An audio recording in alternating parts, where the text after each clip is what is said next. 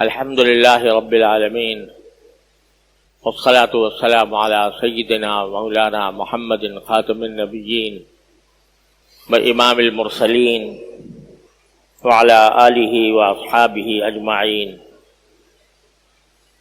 وعلى كل من تبعهم بإحسان إلى يوم الدین۔ اما بعد، اللہ تبارک و تعالیٰ کے فضل و کرم سے ذوالحجہ کا مہینہ شروع ہونے والا ہے۔ کل رات سے یا پرسوں رات سے اس مبارک مہینے کا آغاز ہو جائے گا،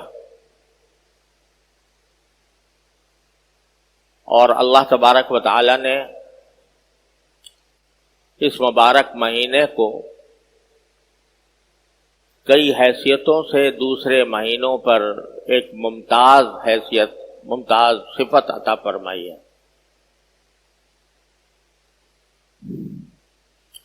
یوں تو سارے دن اور ساری راتیں اللہ تبارک و تعالی ہی کی بنائی ہوئی ہیں۔ ہر دن میں سورج نکلتا ہے، شام کو غروب ہوتا ہے، دن ہو جاتا ہے، دن رہتا ہے سارے صبح سے لے کر شام تک، پھر سورج غروب ہونے کے بعد سے رات شروع ہوتی ہے، فجر کے طلوع ہونے تک جاری رہتی ہے۔ دیکھنے میں سارے سال کے دن اور سارے سال کی راتیں ایک ہی جیسی ہیں، اور سب اللہ تبارک و تعالیٰ کی بنائی ہوئی ہے۔ لیکن اللہ تبارک و تعالیٰ ان دنوں اور راتوں میں کچھ کو اس لیے انتخاب فرما لیتے ہیں کہ میرے بندے ان دنوں میں یا ان راتوں میں میری طرف خصوصی طور پر رجوع کریں۔ ہم لوگ اپنے دنیاوی مشاغل میں جو اللہ تعالیٰ نے ہمارے لیے حلال کیے ہوئے ہیں، مثلا روزی کمانے میں، تجارت میں، زراعت میں، ملازمت میں اپنے اوقات صرف کرتے رہتے ہیں۔ اللہ نے ان کی اجازت بھی دی ہے، اور اگر نیک نیتی سے کریں تو انشاءاللہ وہ بذات خود ثواب کے کام ہیں۔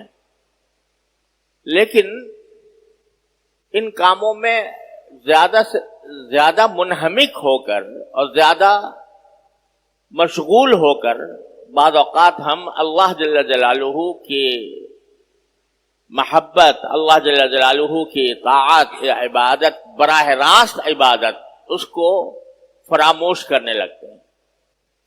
اللہ تعالی کی یاد، اس کا ذکر، اس کی تمنا، اس کی محبت، ان جذبات میں ان مشغولیتوں کی وجہ سے کمی آنے لگتی ہے۔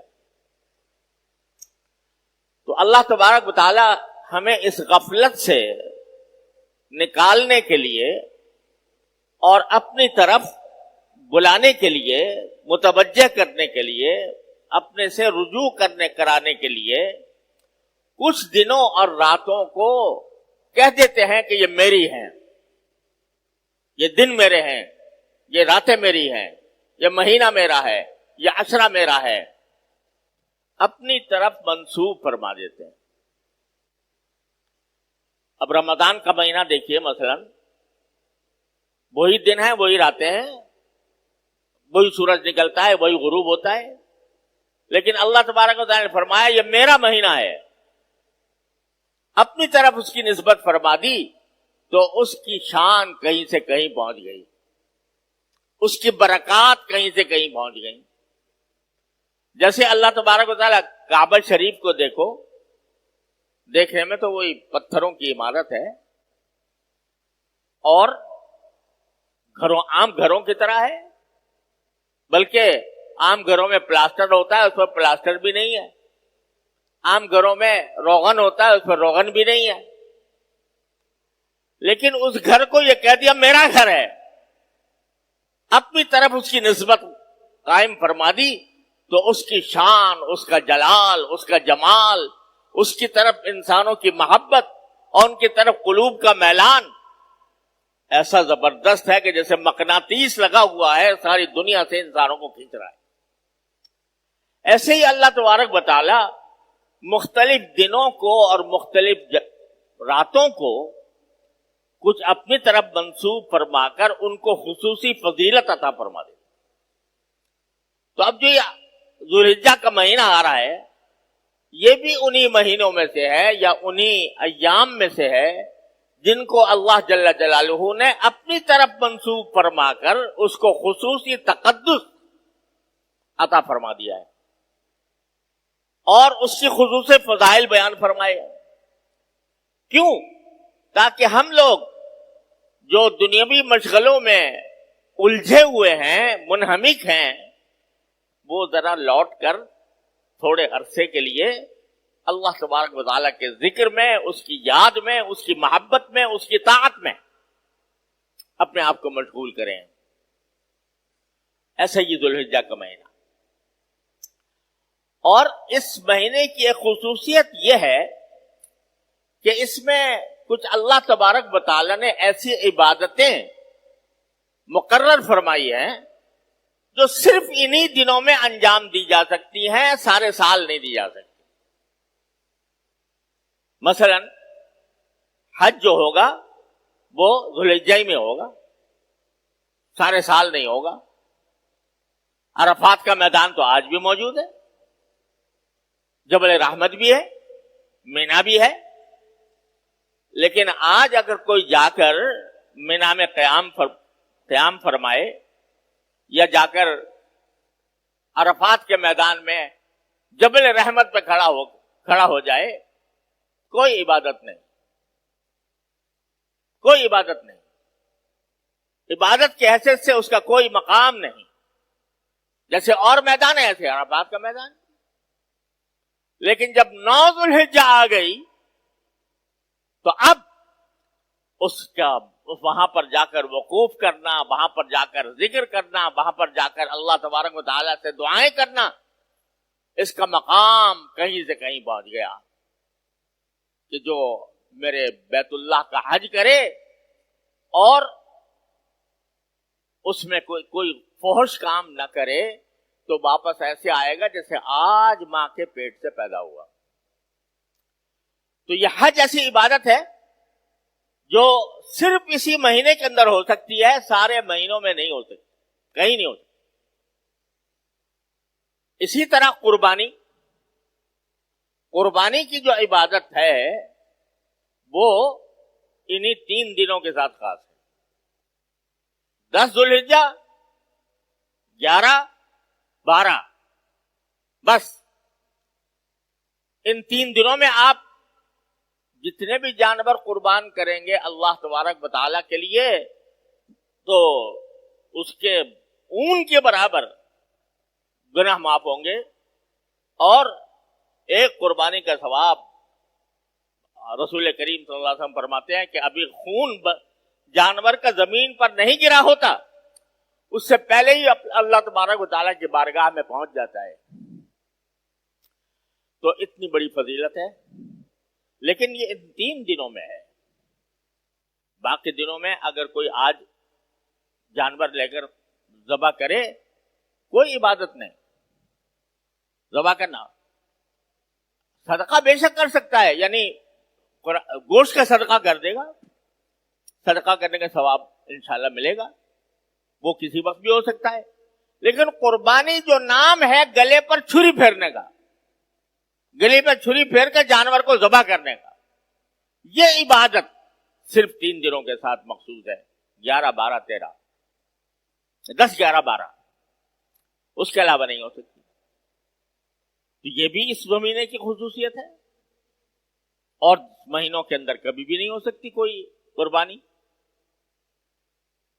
اور اسی طرح اللہ تبارک و تعالی نے تکبیر تشریق مقرر فرمائی ہے، اللہ اکبر لا الہ الا اللہ واللہ اکبر وللہ الحمد.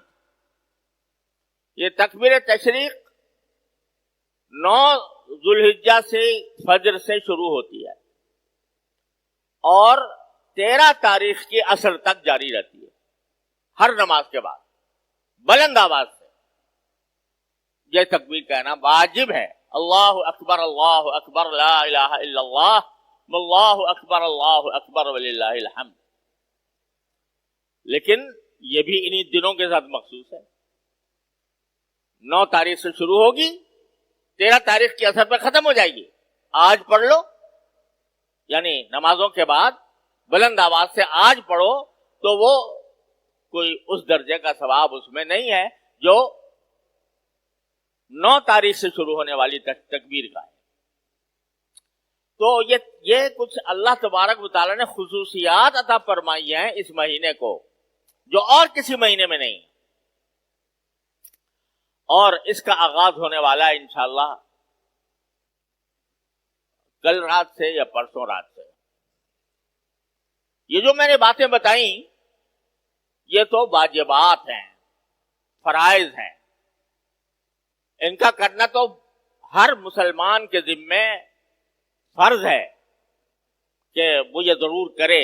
اگر وہ صاحب استطاعت ہے تو قربانی کرے، صاحب استطاعت ہے تو حج کرے. اور تکبیر تشریق بھی اسی طرح ہر مسلمان کے ذمے واجب ہے. نمازوں کے بعد تکبیر تشریق پڑھنا یہ تو واجب ہے. لیکن ایک حدیث میں رسول کریم صلی اللہ علیہ وسلم کا یہ ارشاد مروی ہے کہ یہ جو 10 دن ہیں 9 سے جو کل رات سے شروع ہونے والے ہیں یا پرسوں رات سے، یکم ذی الحجہ کی رات سے اور عید الاضحیٰ تک، یہ جو 9 دن ہیں یہ اللہ تبارک و تعالی کی ہر عبادت، کوئی بھی عبادت ہو، وہ اللہ تبارک و تعالیٰ کو جتنی محبوب ان 10 دنوں میں 9 دنوں میں ہے اتنی اور کسی دن میں نہیں ہے. مثلا اس میں فرمایا کہ ایک دن کا روزہ 1 سال کے روزے کے برابر. اللہ تعالیٰ نے ان دنوں کو یہ تقدس عطا فرما دیا کہ ان 9 دنوں میں ایک دن روزہ رکھ لو تو اس کا ثواب 1 سال کے روزوں کے برابر. اور ایک رات اگر جاگ کر عبادت کر لو جتنی بھی ہو سکے تو وہ ایسا ہے جیسے لیلۃ القدر میں، شب قدر میں جاگے. اللہ تبارک و تعالیٰ نے ان دنوں کو اپنی عبادت کے لیے اس طرح مخصوص فرمایا ہے کہ اس کی فضیلت کہیں سے کہیں بڑھا دی ہے. ہر عمل کی فضیلت. صدقہ کوئی دے ان دنوں میں تو عام دنوں کے صدقے کے مقابلے میں ان دنوں میں صدقہ دینا زیادہ ثواب ہے. کوئی نفلی نماز پڑھے تو عام دنوں کے مقابلے میں ان دنوں میں نفلی نماز کا ثواب زیادہ ہے. کوئی آدمی اللہ تبارک و تعالیٰ کا ذکر کرے، تلاوت کرے، تو جتنی تلاوت کا ثواب عام دنوں میں ملتا ہے اس سے زیادہ ثواب ان دنوں میں ملے گا. جتنا عام دنوں میں ذکر اور تسبیح کا ثواب ملتا ہے اس سے زیادہ ثواب ان دنوں میں ملے گا. کوئی بھی عبادت کا عمل، چاہے وہ جانی عبادت ہو چاہے مالی عبادت ہو، اس کا اجر و ثواب ان دنوں میں اللہ تبارک و تعالی نے کہیں سے کہیں بڑھا دیا ہے. لہذا کیوں بڑھا دیا؟ وہی بات کہ ہم دن رات اپنے دنیاوی دھندوں میں مشغول رہ کر بسا اوقات اللہ تبارک و تعالی کو بھلا دیتے ہیں. ان کی یاد دل سے نکل جاتی ہے. اللہ تبارک و تعالیٰ کی جو محبت دل و دماغ میں پیوست ہونی چاہیے اس میں کمی آ جاتی ہے تو اللہ تعالیٰ کھینچ کر بلاتے ہیں، آ جاؤ، یہ میرے دن ہیں، یہ میری راتیں ہیں، ان کے اندر مجھ سے تعلق جوڑ لو، میرے ساتھ رشتہ مضبوط کر لو. جتنی بھی نفلی عبادت کی جائے گی اللہ تبارک و تعالیٰ کا قرب اتنا ہی بڑھے گا. ایک حدیث میں، حدیث قدسی ہے، حدیث قدسی اس حدیث کو کہتے ہیں جس میں رسول کریم سرور عالم صلی اللہ علیہ وسلم اللہ تبارک و تعالیٰ کی کوئی بات نقل فرماتے ہیں، اس کو حدیث قدسی کہتے ہیں. تو ایک حدیث قدسی ہے کہ میرا بندہ نفلی عمل کرتا جاتا ہے یہاں تک کہ جتنا نفلی عمل وہ زیادہ کرتا ہے اتنا ہی میرے قریب آ جاتا ہے، اور یہاں تک کہ ایک مرحلہ ایسا آ جاتا ہے کہ میں اس کی آنکھ بن جاتا ہوں جس سے وہ دیکھتا ہے، میں اس کے کان بن جاتا ہوں جس سے وہ سنتا ہے، میں اس کے ہاتھ بن جاتا ہوں جس سے وہ عمل کرتا ہے. کیا مانا؟ کہ اس کا ہر عمل اور اس کا ہر کام، چاہے دیکھنے میں دنیا کا کام نظر آ رہا ہو، لیکن وہ میرے محبت سے کا آئینہ دار ہوتا ہے.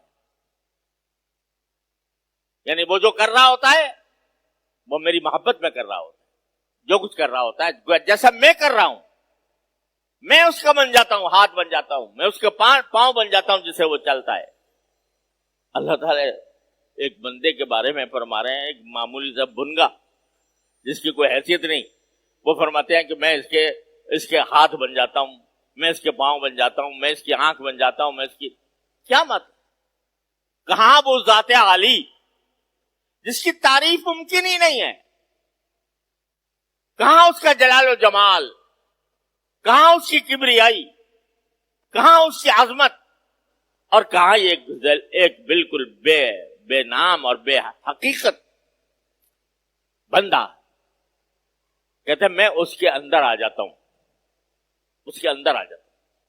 اس کے اندر آنے کا معنی یہ نہیں کہ حلول کر جاتا ہوں، اس میں معنی یہ کہ اس کا ہر عمل، اس کا ہر قدم، اس کا ہر کام وہ میری محبت کا آئینہ دار ہوتا ہے، اور میں اس سے راضی ہوتا ہوں. وہ چلتا ہے تو میں اس سے راضی ہوتا ہوں، وہ پھرتا ہے تو میں اس سے راضی ہوتا ہوں، وہ کھاتا ہے تو اس سے راضی ہوتا ہوں، وہ پیتا ہے تو اس سے راضی ہوتا ہوں. یہ مقام میں اپنے بندے کو عطا کر دیتا ہوں. کیسے؟ اس کی نفلی عبادتوں سے. جتنی نفلی عبادتیں بندہ زیادہ کرے گا اتنا ہی اللہ جل جلالہ کا قرب حاصل ہوگا، اور قرب کا اس کو پتہ بھی چلے گا. ہر وقت جو کام کر رہا ہوگا تو وہ فرماتے ہیں کہ میری رضا کے مطابق کر رہا ہوگا، میں اس سے راضی ہوں گا، اور خود اس کے دل میں بھی یہ احساس پیدا ہوگا کہ میرا اللہ مجھ سے کرا رہا ہے. تو یہ زبردست فضیلت ہے کائے کی نفلی عبادتوں. کسی وقت بھی کرے آدمی، آج بھی کرے، کل بھی کرے، کسی بھی وقت کرے، دن میں کرے، رات میں کرے، جو بھی نفلی عبادت کرتا ہے وہ اللہ تبارک و تعالیٰ کے قرب کا ذریعہ بنتا ہے. لیکن ان دنوں میں تو فرما رہے ہیں، یہ دن جو آ رہے ہیں 9 ذی الحجہ تک، اس میں اگر جو عبادت کی جائے گی عام دنوں سے زیادہ، فرماتے ہیں مجھے زیادہ محبوب ہے. اے بندے تو عام دنوں کے اندر بھی میری نفل عبادت کرتا تو میں تجھے اپنا قرب عطا کرتا، لیکن ان دنوں میں اگر کرے گا تو مجھے محبوب ہے تیرا عمل، مجھے تیرا عمل محبوب ہے ان دنوں کے اندر، جتنا ان دنوں میں محبوب ہے اور دنوں میں اتنا نہیں. لہذا یہ اگر دیکھا جائے تو لوٹ کا زمانہ ہے کہ بندہ اللہ تبارک و تعالیٰ کے قرب کے لیے اپنے آپ کو جتنا ہو سکے عام مشاغل سے ہٹا کر، مشاغل کو کم کر کے ان میں نوافل کا اہتمام کرے، نفلی عبادتوں کا اہتمام کرے. اگر روزہ رکھ سکتا ہے تو روزہ رکھے، نفلی عبادت کوئی بھی زیادہ کرے، تلاوت عام دنوں میں جتنی کرتا ہے اس سے زیادہ کر لے، جتنا ذکر اور تسبیح عام دنوں میں کرتا ہے اس سے زیادہ کر لے، صدقے کا اہتمام کرے، جتنا صدقہ دے سکتا ہے اللہ کے راستے میں وہ صدقہ کرے، اور نفلی نمازیں جتنی بھی اللہ تعالیٰ توفیق دے اس کا اہتمام کرے. تو فرمایا رسول کریم صلی اللہ علیہ وسلم نے کہ اور کوئی دن اللہ کو اتنے محبوب نہیں ہے عبادت کے لیے جتنے یہ دن محبوب ہے. ایک اور بات عجیب قسم کی ہے، وہ عمل مستحب ہے، واجب نہیں، فرض نہیں، لیکن اس کی بھی ایک فضیلت ہے۔ وہ کیا؟ کہ جس کو قربانی کرنی ہے قربانی کے دنوں میں، چاہے وہ فرض قربانی ہو یا نفل ہو، اگر قربانی کرنی ہے، ظاہر ہے اگر فرض ہے یا واجب ہے تو کرنی ہی کرنی ہے، لیکن اگر فرض کرو واجب نہیں ہے، پھر بھی کسی نے ارادہ کر رکھا ہے کہ میں نفلی قربانی کروں گا، تو نفلی قربانی بھی اگر کرنی ہے تو یکم ذی الحجہ کی، یعنی جو کل رات جو شروع ہونے والی ہے، ذی الحجہ کی پہلی رات، اس وقت سے لے کر قربانی کرنے تک نہ اپنے بال کاٹے نہ اپنے ناخن کاٹے۔ یہ عمل مستحب ہے، فرض تو نہیں، واجب بھی نہیں، اگر کوئی کاٹ لے تو کوئی گناہ بھی نہیں، لیکن فضیلت بیان کی گئی ہے کہ نہ کاٹے۔ بھئی کیوں نہ کاٹے؟ ناخن بھی نہ کاٹے اور بال بھی نہ کاٹے، وہ اس کی حکمت بظاہر یہ ہے کہ یہ زمانہ جو ہے نا، یہ حج کا زمانہ ہے، اور حجاج اس زمانے میں احرام باندھ کر بیت اللہ کی طرف جاتے ہیں۔ افسوس ہے کہ اب ہماری بدعمالیوں کی وجہ سے اور کورونا کے ضرورت سے زیادہ خوف کی وجہ سے اس حج کو بھی اب محدود کر دیا گیا۔ اب یہاں سے کوئی جا نہیں سکتا، ساری دنیا سے لوگ آیا کرتے تھے، اب نہیں آتے، ممنوع ہے، صرف سعودی عرب کے لوگ حج کر سکتے ہیں، وہ بھی محدود تعداد میں۔ لیکن بہرحال جو بھی جائیں تو یہ زمانہ حج کا ہے، جس میں بندے احرام باندھ کر بیت اللہ کی طرف رجوع کرتے ہیں۔